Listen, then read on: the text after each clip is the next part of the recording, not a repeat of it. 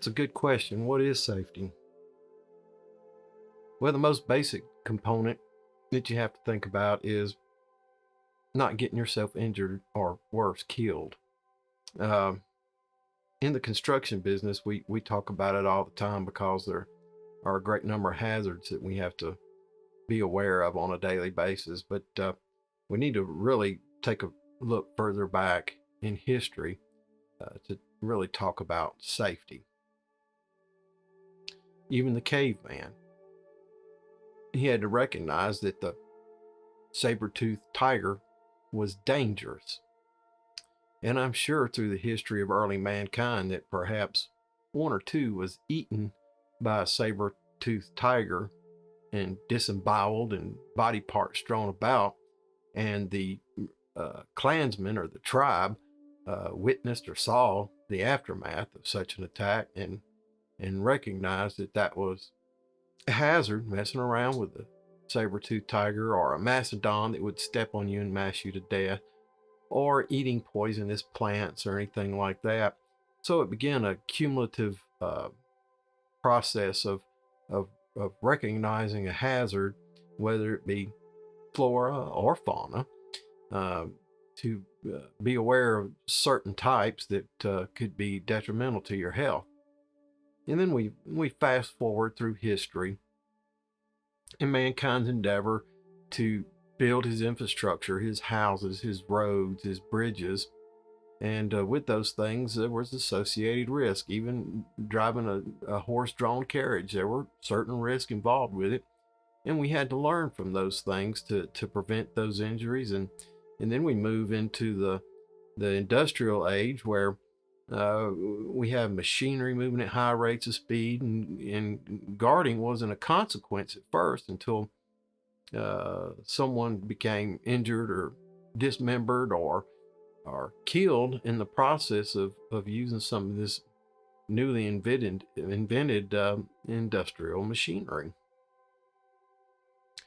Well, in the early parts of the 19th century, it probably culminated with the great expanse of the American cities and infrastructure, that deaths were rising because of the multitude of high-rise buildings, the infrastructure, the road building processes, and all this. And then we had the experience of war from time to time, which people kill themselves in war abundantly, not being aware of the mechanized machinery around them or the weapon systems that they use. So they have to be trained and recognize all those hazards to, number one, to preserve themselves, and number two, to effectively overcome the enemy. Well, in today's modern construction, even though we've eliminated most of the hazards since the 70s when President Nixon signed the OSHA Act, Occupational Safety and Health Act, in the early 70s, where it put some teeth into the government being able to protect its citizens. It was an important act, and many industries, and with the evolution of liabilities and insurances and things like that that have come about, it's important to teach people how to recognize and take care of themselves while they're at work. Now, that process begins, or should begin, from day one with the training process. That's why we have such a high emphasis on safety first, safety all the time, safety this, safety that. And micro has a valid point where we get cluttered up with safety. But safety really needs to be a culture. And that culture, you can train that culture, but you first have to develop that culture so that it's ingrained in the work mentality of the individual to always be aware of the hazards. Now, being aware of hazards is something that you can have a couple different ways to become aware of them. You can have through training, knowledge, or experience. Take the young child. The oven is hot. and we tell that child that the oven is hot. But most of the time, the child does not make the connection until there is a burn, a very painful connection between the words and reality. Now, we try to avoid that, and many children grow up without ever being burned by a stove, but a lot do. And it's the same with the safety on a job site. We have to train on a daily basis for our employees to recognize a hazard. They may not understand the hazard. Fall protection, standing on an edge, standing too clear to an edge. They think that perhaps they'll be able to grab a hold of something if they feel like they're going to fall. Well, then we have to show them the mathematics of that the reaction time prevents it. And by the time you develop the recognition that you're falling, and if you even touch something, you've developed enough speed to prevent your self from grabbing hold of it because of mass and the falling of mass. So those are things that we have to train on. And then people are absent-minded. Well, I know where the leading edge is. Well, yes, you do. But our minds are very limited. When we begin multitasking in certain things, we forget that there's a step there. We forget that there's a leading edge, and if we're involved with our hands and concentrating on something, we need to reposition ourselves, and we're not protected against that leading edge. The consequences of that fall could be serious depending on the height. It could be a trip, or it could be a fatal fall from heights. So even working with things as complex as cranes, most people take cranes as just a wire rope and some slings and things like that until they're trained on the capacities of those wire ropes and the capacity of those slings and calculating weight and the center of gravity. All that mathematics adds up to a safe procedure and a safe operation. But that training has to be put forward first. So, what do I think about safety? I think safety is something that is a learned process, and we gain it through training, knowledge, and experience, and that we need to share that on a regular basis. And the PTP, the pre-task plan that companies do prior to the commencement of work on a daily basis, informs the teammates or the team members that are on that task force what the hazards are, how to recognize hazards, what the recognized hazards are, and how to mitigate those hazards so that they can operate safely.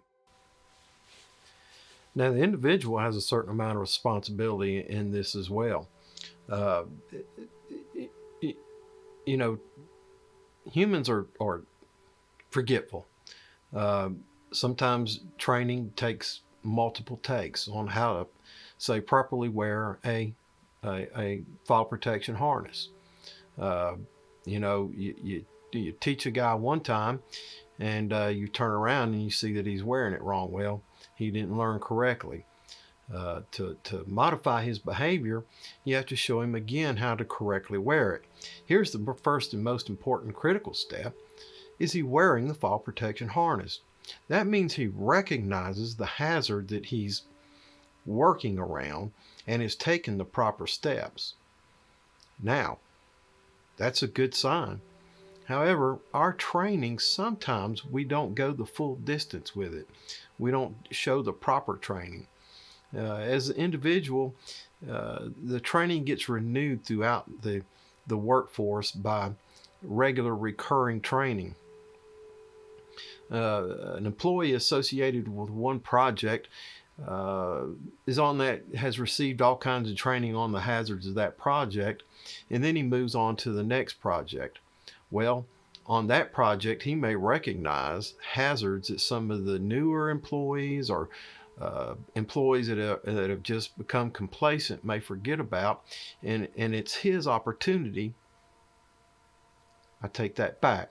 It is incumbent upon that employee in the safety culture to address that issue with his fellow worker and ensure that his fellow worker is taking the proper means to protect himself, wearing the proper equipment and utilizing the equipment properly. So we move along.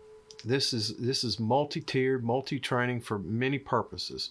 So the question, what is safety? Safety is a multifaceted aspect of our construction business life, and it should carry on into all things in life.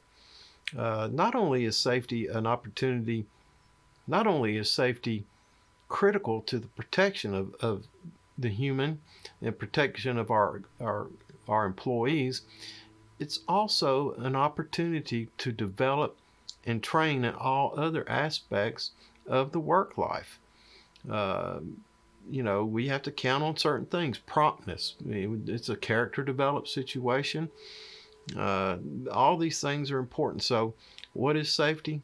Safety is the protection of the human being in the workplace or any other place.